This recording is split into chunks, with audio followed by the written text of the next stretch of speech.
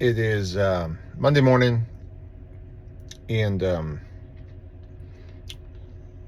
educational moment. Sitting here charging the Tesla. Got about 10 minutes. So on Friday we had a deal. Buyer backed out of a deal. I had a feel it was going to happen. She owned a business. She owned actually two businesses. She wanted to buy a third, and she was heavily leveraged. And she had a CPA who didn't really know what he was doing. Believe it or not, that happens.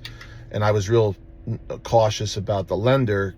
She wanted to do this deal, which is real small. You generally don't do SBA deals on things under $500,000. The math just doesn't work. But I think her eyes got in front of her stomach, and she was like, if I had a third business, I mean, the large part of the cash flow was going to go to the debt service. Anyways, backed out as predicted.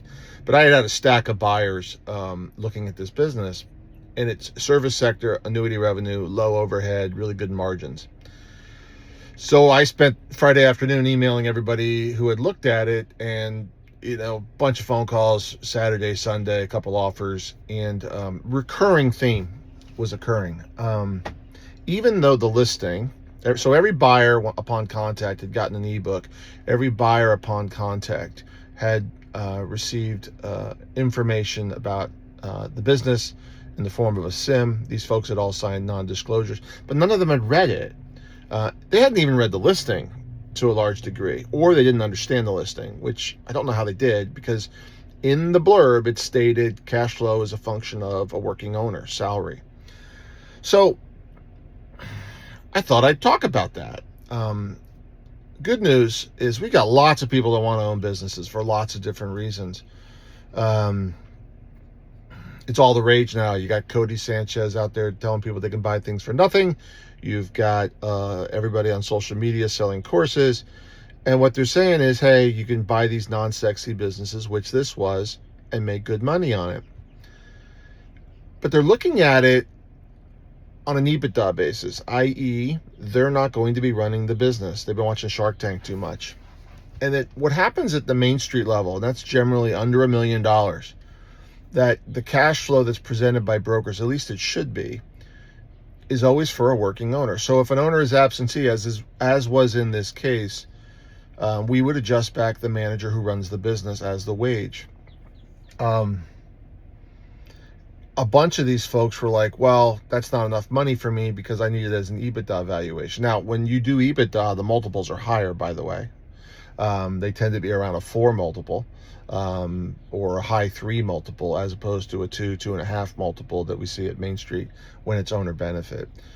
So what's the difference? EBITDA, earnings before interest, taxes, depreciation, and amortization, or with those things, and then seller's discretionary earnings is a salary of an owner, their payroll taxes, interest, depreciation, the profit, then perks and benefits. So basically, you add the salary to the number, and this wasn't a problem when I worked mostly in Orlando, but it is a problem in Tampa, and I'm not sure why. I do think culturally there's been an influx of outsiders from other states to Tampa. I do think there's a lack of deep education on the part of buyers as to the difference between cash flow and EBITDA, and how valuation's done. And I think that's a function of a lot of chatter. So, under the bizarre hope that somebody actually watches this stuff, remember that in Florida, the standard is on all businesses that are Main Street. Again, that's $1 million under generally. An